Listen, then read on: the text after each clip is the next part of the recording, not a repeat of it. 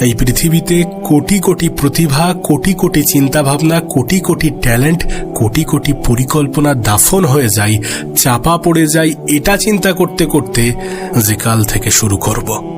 আমরা আমাদের জীবনে অনেক কিছু করতে চাই এবং সেগুলো করার জন্য অনেক বেশি পরিকল্পনা সাজাই, কিন্তু সব শেষে গিয়ে যেটা সব থেকে বেশি গুরুত্বপূর্ণ সেই পদক্ষেপ নিতে আমরা ভুলে যাই, বা পদক্ষেপ নিতে আমরা পিছুপা হয়ে যাই, বা পদক্ষেপ নিতে আমরা দেরি করে ফেলি। আর এটা হওয়ার অন্যতম বড় কারণ আমরা শুরুতে পারফেক্ট হওয়ার চেষ্টা করি। কিন্তু সত্যি বলতে শুরুতে পারফেক্ট হওয়ার চেষ্টা করার থেকে শুরু করাটা গুরুত্বপূর্ণ, শুরু করাটা প্রয়োজনীয়। পারফেক্টনেস একদিনে আসে না। তুমি একদিনে সবকিছু পেরে যাবে, একদিনে সবকিছু শিখে যাবে, প্রথম দিনেই সবকিছু 100% ঠিকঠাক হবে, বিষয়টা মোটেই এমন নয়। আর যখন তুমি এমন চিন্তাভাবনা নিয়ে এগোবে তখন তুমি না চাইতেই দেরি করে ফেলবে। শুরু করাটা গুরুত্বপূর্ণ, শুরু করাটা ইম্পর্টেন্ট। যখন তুমি শুরু করে দেবে তখন সেটা আস্তে আস্তে এমনি থেকেই ভালো হতে শুরু করবে। দেখো, একটা বিষয় মাথায় রেখো, একটা কথা মনে রেখো, যে তোমার কাছে হারানোর মতো কিছু নেই।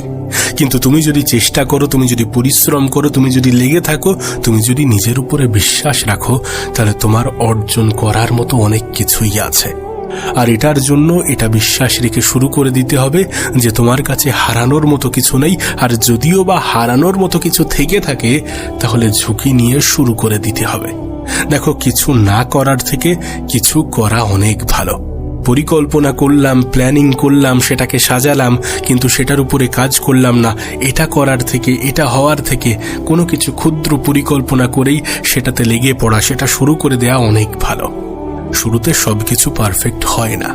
যাদেরকে আজ আমরা সফল দেখছি, যাদেরকে আজ আমরা নিজেদের ইন্সপিরেশন মনে করছি, তাদের কিন্তু একদিনের রেজাল্ট না। তারা কিন্তু প্রতিনিয়ত কাজ করেছে, প্রতিনিয়ত নিজের উপরে কাজ করেছে, এফোর্ট দিয়েছে, লেগে থেকেছে এবং যে কোনো প্রকারে তারা শুরু করে দিয়েছে। কোনো কিছু নিয়ে পরিকল্পনা করা যতটা প্রয়োজনীয়, সেটা শুরু করে দেওয়া তার থেকে অনেক বেশি প্রয়োজনীয়। দেখো, বারবার পিছনের দিকে তাকালে তুমি পিছিয়ে পড়বে। বারবার পিছনের দিকে খেয়াল করতে গেলে তোমার গতিবেগ এমনি থেকেই কমতে শুরু করবে। অত বেশি পিছন ফিরে তাকানো যাবে না, বরং নিজের অতীত থেকে শিক্ষা নিয়ে নিজের বর্তমানকে সুন্দর করতে হবে। তাহলে অটোমেটিক্যালি নিজের ভবিষ্যৎ সুন্দর হয়ে যাবে। আমরা আমাদের ভবিষ্যৎ নিয়ে চিন্তা করি ঠিকই, আমরা আমাদের অতীত নিয়ে আফসোস করি ঠিকই, কিন্তু আমরা এটা করে শুধুমাত্র আমাদের বর্তমান সময়গুলোকে অপচয় করি, যেটার ফলে আরও বেশি আমাদের ভবিষ্যৎগুলো আমাদের দুশ্চিন্তার কারণ হয়, আরও বেশি আমাদের অতীতের আফসোসগুলো সঞ্চয় হয়। আফসোস করে আলটিমেট কোনো কি লাভ আছে? যদি থেকে থাকে তাহলে বারবার করো, প্রত্যেক দিন করো, প্রত্যেকটি মুহূর্তে করো। ভবিষ্যৎ নিয়ে অতিরিক্ত চিন্তা করে যদি অতিরিক্ত কোনো ফায়দা হয়ে থাকে তাহলে কেন করবে না? কিন্তু নিজেকে প্রশ্ন করো যে ফায়দা কি আছে? যদি না থেকে থাকে তাহলে বর্তমান যে সময়টা তোমার কাছে আছে সেটাকে কাজে লাগাও। দেখবে তোমার ভবিষ্যৎ তোমার নিজের নিয়ন্ত্রণে চলছে, দেখবে তোমার অতীত নিয়ে আর আফসোস হচ্ছে না। এগুলো হবে না যখন তুমি বর্তমানে ব্যস্ত থাকবে। আর নিজেকে ব্যস্ত রাখাটা অনেক বেশি প্রয়োজনীয় নিজে জীবনে ভালো থাকার জন্য, স্বপ্নগুলো পূরণ করার জন্য, নিজের লক্ষ্যে পৌঁছানোর জন্য এবং নিজের জীবনটাকে নিজের মতো করে সাজানোর জন্য। বিশ্বাস করো, যদি আজও তুমি পরিকল্পনা করে থেমে যাও, আজও যদি তুমি শুরু না করো, আজও যদি তুমি ভাবো যে কাল থেকে শুরু করব, তাহলে এরপরে শুধুমাত্র একটা জিনিসই অবশিষ্ট থাকবে, আর সেটা হচ্ছে আফসোস। আর যদি তুমি এই সিচুয়েশন, এই পরিস্থিতিকে বদলাতে চাও, তাহলে তোমাকে প্রথমে নিজের সিদ্ধান্তে পরিবর্তন আনতে হবে। সিদ্ধান্ত নিতে হবে শুরু করার, সিদ্ধান্ত নিতে হবে চেষ্টা করার, সিদ্ধান্ত নিতে হবে নিজের তরফ থেকে 100% দেওয়ার। যদি তুমি ভাগ্যের উপরে বিশ্বাস রাখো তাহলে রাখো, কোনো সমস্যা নেই। কিন্তু এটাও একবার চিন্তা করো যে ভাগ্যে হয়তো বা এটাই লেখা আছে যে চেষ্টা করলে তুমি পারবে, চেষ্টা করলে তোমার হবে, চেষ্টা করলে তোমার সৃষ্টিকর্তা তোমাকে সহায়তা করবে। জীবনে যাই করো, তুমি তোমার জীবনে যাই করো না কেন, একটা জিনিস কখনো করো না, কখনো করতে যেও না, আর সেটা হচ্ছে কালের দোহাই দেয়া। এই যে আজ নয় কাল করব, হাতে তো এখনো সময় আছে, এটা ভাবতে ভাবতে কত মানুষ থেকে আমরা যে পিছিয়ে পড়ি। এই যে দ্রুত গতিতে পৃথিবী এগিয়ে যাচ্ছে, চারিদিকে এত বেশি কম্পিটিশন বাড়ছে, এই ফাঁকে যদি আমরা ফাঁকিবাজি হয়ে যাই, যদি আমরা ফাঁকি দিতে শুরু করে দিই, তাহলে আলটিমেট একটা সময় পরে আমরা নিজেরাই নিজেদের ক্ষতির কারণ হয়ে উঠব এবং নিজেরাই নিজেদের কাছে অপরাধী হয়ে উঠব। নিজের কাছে অপরাধী হয়ে ওঠার আগে নিজেকে শুধরে নেওয়াটা অনেক ভালো, কারণ পরিবর্তন প্রত্যেকটা মানুষকেই হতে হয়। আমি একটা কথা প্রায়ই বলি যে মানুষ দুইভাবে পরিবর্তন হয়, এক নিজে থেকে, আর দুই না হলে তাকে সময় পরিবর্তন করে দেয়। কিন্তু নিজে থেকে পরিবর্তন হওয়া মানুষগুলো নিজের জীবনকে নিজেই সাজানোর সুযোগ পায়। আর এই সুযোগটা নাও, এই সুযোগটাকে কাজে লাগাও, নিজের জীবনটাকে নিজের মতো করে সাজাও। অনেকে বলে যে রিস্ক নেওয়া যাবে না, ঝুঁকি নেওয়া যাবে না, সবকিছুতে একটা সেফটি দরকার, একটা ব্যাকআপ দরকার। আরে ঝুঁকি তো সব জায়গায় আছে। তুমি যদি আজ রাস্তায় বার হও, তুমি বেঁচে ফিরবে কিনা তার নিশ্চয়তা নেই। আর তুমি তোমার জীবনে কোনো একটা স্টেপ, কোনো একটা পদক্ষেপ নেওয়ার ক্ষেত্রে এত কেন ভয় পাও? তুমি কি জানো আমাদের মধ্যে দুইটি মানুষ বসবাস করে। একটি মানুষ বলে যে কি হবে এত কিছু করে, আরেকটি মানুষ বলে যে কি হবে সময়ের অপচয় করে। একটি মানুষ বলে যে এত পরিকল্পনা করে কি লাভ, আরেকটি মানুষ বলে যে অযথা সময়ের অপচয় করে কি লাভ। এই পৃথিবীতে যদি কেউ তোমাকে জিজ্ঞাসা করে যে তোমার সব থেকে বড় শত্রুকে, তাহলে তুমি বলো যে তুমি নিজে। আর যদি কেউ বলে যে তোমার সব থেকে বড় বন্ধুকে, তুমি বলো যে তুমি নিজে। কারণ তুমি নিজে। আমরাই আমাদের সব থেকে বড় শত্রু, আমরাই আমাদের সব থেকে বড় বন্ধু। যখন আমরা আমাদের আরাম আয়েশের বিরুদ্ধে যাই, তখন আমরাই আমাদের সব থেকে বড় বন্ধু। হ্যাঁ, বাহ্যিক ক্ষেত্রে হয়তোবা দৃশ্যটা একটু ভিন্ন দেখাই, মনে হয় যে নিজেই নিজেকে কষ্ট দিচ্ছ।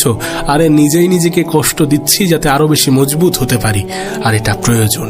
আজকের দিন যদি একটু কঠিন হয়, তাহলে আগামী দিনটা আরো বেশি সুন্দর হবে। আর আজকের দিন যদি একটু মসৃণ হয়, তাহলে আগামী দিন এমন ভাবে কাটাতে হবে যেটা আমাদের কল্পনারও বাইরে। ভবিষ্যতে কি হবে আমরা জানি না, তাই বলে আমরা আমাদের বর্তমান সময়কে কাজে লাগাবো না? এমনটা কি হতে পারে? আর এমনটাই যদি হয়ে থাকে, তাহলে শুধুমাত্র আফসোসই করতে হবে, এটার জন্য নিজেকে প্রস্তুত রাখতে হবে। শুরু করো, যেভাবে হোক, যতটা দ্রুত সম্ভব শুরু করো। যদি কেউ না আসে, তাহলে নিজে একা একা শুরু করো। সত্যি বলতে, তুমি যখন সকলের জন্য অপেক্ষা করবে, তখন তুমি পিছিয়ে পড়বে। শুরুতে হয়তোবা তোমাকে একাই লড়তে হবে, একাই চেষ্টা করতে হবে। যদি সঙ্গী পাও তাহলে ঠিক আছে, আর যদি সঙ্গী না পাও, যদি সঙ্গ কেউ না দেয়, তাহলে একাই শুরু করো। দেখবে একটা সময় পরে লোক তোমার সাথে যুক্ত হওয়ার জন্য কতটা ইচ্ছা প্রকাশ করছে, কতটা ইচ্ছা জাহির করছে। কিন্তু শুরুতে তোমাকে চেষ্টা, পরিশ্রম, লড়াই সবকিছু একাই করতে হবে। এটা গেঁথে নিয়ে, এটা মনে রেখে, এটা নিজের মাথায়, নিজের মস্তিষ্কে প্রবেশ করিয়ে শুরু করে দাও। দেখো, জীবন তো তোমাকে এটুকু শিখিয়ে দিয়েছে যে এই পৃথিবীটা পরিশ্রমের জায়গা, এই পৃথিবীটা লড়াইয়ের মঞ্চ। এখানে তোমাকে প্রতিনিয়ত স্ট্রাগল করতে হবে, মেহনত করতে হবে, পরিশ্রম করতে হবে নিজের অস্তিত্ব টিকিয়ে রাখার জন্য, নিজের মান সম্মান এগুলো অর্জন করার জন্য। যদি তুমি চাও যে মানুষ তোমাকে সম্মান করুক, তাহলে সেই জায়গা হাসিল করো। কারণ মানুষ জায়গাকে সম্মান করে, অবস্থানকে সম্মান করে, অবস্থানকে গুরুত্ব দেয়, অবস্থানকেই ভালোবাসে। একটা মানুষ যে পরিমাণ সম্মান পায়, সেটা কি তার অবস্থানের জন্য নয়? সেটা কি তার পজিশনের জন্য নয়? অবশ্যই পজিশনের জন্য। দুটি মানুষের মধ্যে যদি কোনো পার্থক্য তৈরি হয়, একজনকে সবাই সম্মান করে এবং একজনকে সবাই ছোটভাবে দেখে, তাহলে সেটা তাদের অবস্থানের জন্য, তাদের পজিশনের জন্য। কেউ তোমাকে সম্মান করবে না। সত্যি বলছি, যদি এই পৃথিবীতে তুমি নিজেকে প্রমাণ করতে না পারো, যদি তুমি তোমার নিজের জায়গাকে পাকাপুক্ত করতে না পারো, যদি পৃথিবীর এই লড়াইয়ে নিজেকে টিকিয়ে রাখতে না পারো, যদি নিজের জায়গা প্রতিষ্ঠিত করতে না পারো, যদি নিজের যোগ্যতা মানুষকে দেখাতে না পারো, চোখে চোখ রেখে মানুষকে এটা বলতে না পারো যে আমিও পারি, তাহলে কেউ তোমাকে সম্মান করবে না। আর যদি মনে করো যে এই সম্মান আমার খুবই বেশি প্রয়োজন, আমি চাই মানুষ আমাকে রেসপেক্ট করুক, আমাকে অন্যভাবে দেখুক, আমাকে শাবাশি দিক, আমাকে ভালো বলুক, আমার পিছনে হিংসা করছে করুক, কিন্তু আমার সামনে যেন কোনো কথা বলতে না পারে, তাহলে নিজের অবস্থানকে পাকাপুক্ত করো। হ্যাঁ, হয়তোবা হিংসা করবে, তোমার আপন মানুষগুলো হিংসা করবে, কিন্তু যত বেশি তারা হিংসা করবে, তোমার সম্পদ, তোমার অবস্থানে তত বেশি উন্নতি হবে। তুমি এগুলো ভুলে যাও, জাস্ট শুরু করে দাও।